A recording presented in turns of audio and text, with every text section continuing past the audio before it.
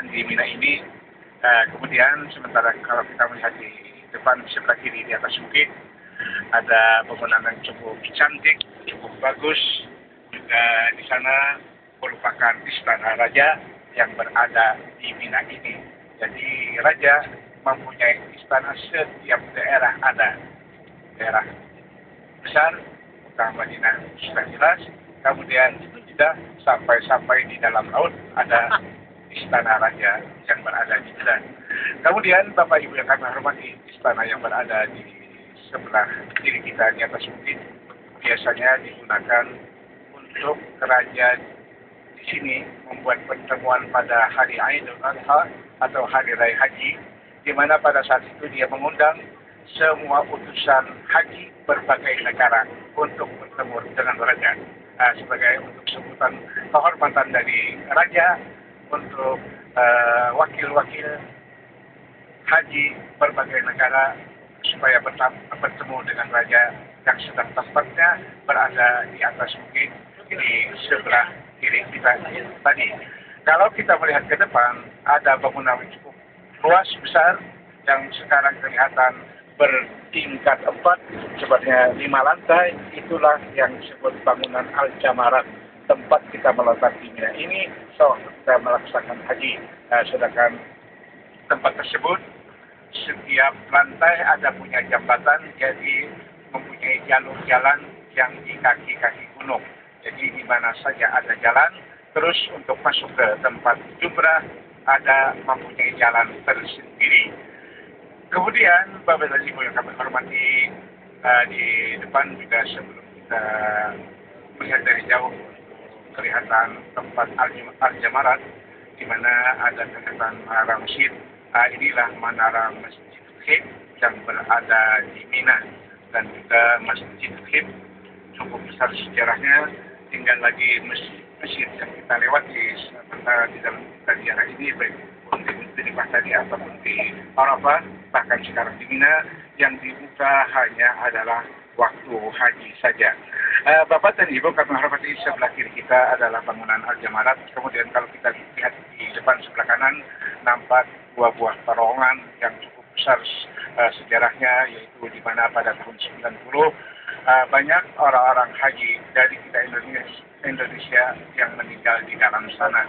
Ya, itu terowongan yang sebelah kanan yang kecil.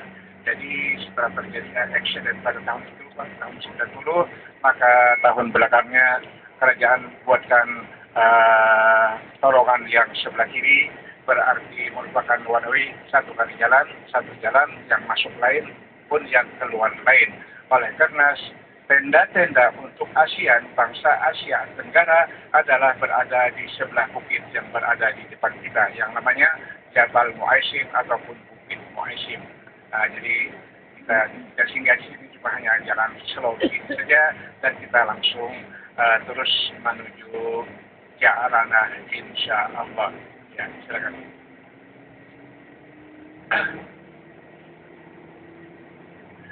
Sedikit Bapak Ibu yang menghormati mengenai lagi setelahnya, sampainya kita ke Ja'ranah. Mungkin dan Bapak Ibu yang ingin berumrah lagi, merupakan umrah kedua, yang kemarin pertama kali untuk sebelah kiri. Sekarang kita mau masuk ke sebelah kanan untuk menuju jalan ke Ja'ranah. Jadi Bapak Ibu, untuk umrah hari ini hari yang kedua, kali yang kedua untuk umrahnya bagi Bapak Ibu yang ingin umrah, merupakan umrah sunat. Kemudian untuk kewajiban kita sudah selesai kemarin, alhamdulillah berjalan bagus, lancar. Tinggal lagi kita ini merupakan umrah kewajiban bagi kita. Mudah-mudahan umrah kita diterima oleh Allah Subhanahu wa Ta'ala untuk menyelesaikan kewajiban kita untuk umrah kali pertama. Kemudian kali yang kedua merupakan umrah sunat, di mana haji dan umrah sunat kita dibenarkan untuk meniatkan ke orang lain, apakah untuk ahli warga yang dekat, ayah atau ibu yang sudah meninggal, ataupun saudara, anak, dan lain sebagainya. Kemudian Bapak dan Ibu kami hormati, di mana untuk umrah dan haji yang sunat, kalau sekiranya kita meniatkan ke orang lain mengenai pahalanya, untuk kita satu pun tidak dikurang. Jadi untuk orang yang kita niatkan di dalam kita melaksanakan umrah, di waktu umrah wajib atau umrah sunat khususnya dan haji sunat, kita niatkan untuk orang lain, bagi orang yang kita niatkan, dia akan diberikan pahala yang lain sama dengan yang kita terima. Nah, itulah Bapak Ibu kemurahan dari Allah Subhanahu wa taala untuk kelebihan kita melakukan ibadah umrah dan haji yang sunat yang kita niatkan untuk orang lain ataupun dalam istilah badal. Bapak dan Ibu kami hormati, untuk melaksanakan ibadah umrah yang kedua merupakan sunat. Meskipun tadinya Bapak Ibu sudah membawa persiapan ataupun Bapak sudah bawakan ihramnya, setelah sampai ke sana nanti coba tanya dirinya sendiri-sendiri. Sebab apa Bapak Ibu kami hormati? Umrah tidak dibenarkan kita membuat setengah-setengah. Maksudnya setelah kita nanti niat di Masjid Miqat Jarana, kemudian kita pulang ke hotel terasa panas, sudahlah, saya batalkan saja umrah saya. Tidak boleh, harus diselesaikan. Membuat tawaf, sa'i dan tahallul. Ya, tidak boleh setengah-setengah mengenai umrah dan haji. Kemudian Bapak dan Ibu kami hormati, jadi kalau setelah sampai di sana, ukurlah diri sendiri masing-masing. Kalau sekiranya tidak mampu, tidak kuat untuk meneruskan umrahnya, untuk membuat tawaf dan sa'i, maka cukuplah untuk lewat untuk ikut ziarah saja. Bukan Pak Jur melarang, bukan. Pak Jur khawatir kalau memang tidak bisa menyelesaikan. Jadi menjadi problem yang paling besar. Ya, itu memang sengaja untuk dibatalkan. Lain halnya kalau kita dalam berumrah terkepung halangan yang mendadak yang tidak memungkinkan kita buat, itu ada jalan yang diganti dengan dam. Akan tetapi kalau sudah kita niat nawaitul umrah, hingga setelah kita sampai ke Mekah harus diselesaikan tawaf, sa'i dan tahallul. Sekali lagi, oleh karena umrah ini tidak dibenarkan kita buat setengah-setengah.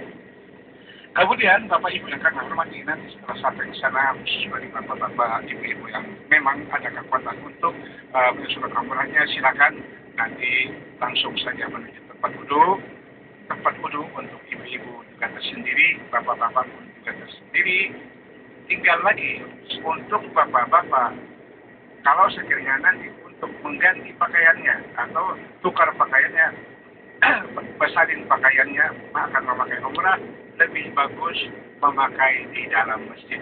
Nanti Bapak-Bapak khususnya banyak melihat nanti orang yang ganti pakaian sudah di luar dari kawasan toilet atau kawasan kakus, kawasan jamban. Jadi kita tidak usah ikut mereka karena sopan kayak itu. Jadi kita ambil secara jalan keselamatan kita, oleh karena kita tidak yakin bahwasanya di kawasan tersebut bersih semuanya. Jadi alangkah baiknya setelah kita wudhu, masuk saja ke dalam masjid, ganti pakaian. Dengan pakaian ihram, baru buat persiapan lainnya. Pertama untuk salat sunat tahiyat masjid, kedua untuk salat sunat ihram, dan insya Allah niatnya sewaktu kita berada semuanya di dalam bis. Kemudian dengan catatan, kalau sekiranya khusus Bapak-Bapak, kami nanti beramai-ramai juga ikut, sedangkan Bapak cuma hanya ikut ziarah saja, itu setelah dia berniat hukumnya sah umrahnya. Dengan arti, dengan makna, dengan maksud, wajib dia menyelesaikan tawaf, sa'i dan tahallul. Akan tetapi wajib lagi dia membayar menyembelih seekor kambing. Jadi untuk Bapak-Bapak yang cuma hanya ikut ziarah saja, kemudian nanti kami ramai-ramai niat di dalam bus, kami harap diam saja, nonton saja, jangan ikut berniat.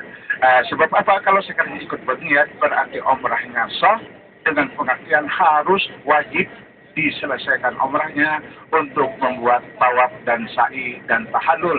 Tinggal lagi setelah itu dia wajib lagi membayar dam kambing oleh karena dia berumrah dengan ketiadaan berpakaian ihram. Jadi ingat bapak-bapak khususnya yang cuma hanya ikut ziarah saja ataupun setelah nanti sampai ke sana merasa kata kuat, kata sanggup untuk meneruskan umrahnya, membuat tawaf dan sa'i dan tahallul, maka dia menyatakan untuk ziarah saja. Jadi satu yang berumrah sedang berniat, Bapak cuma hanya mendengarkan dan nonton saja, kada usah umpat banyak. Sedangkan ibu-ibu, apa yang dipakai ibu yang penting adalah bersih. Jadi setelah sampai di sana pun juga persiapan kita begitu, ambil wudhu dulu dan langsung masuk ke dalam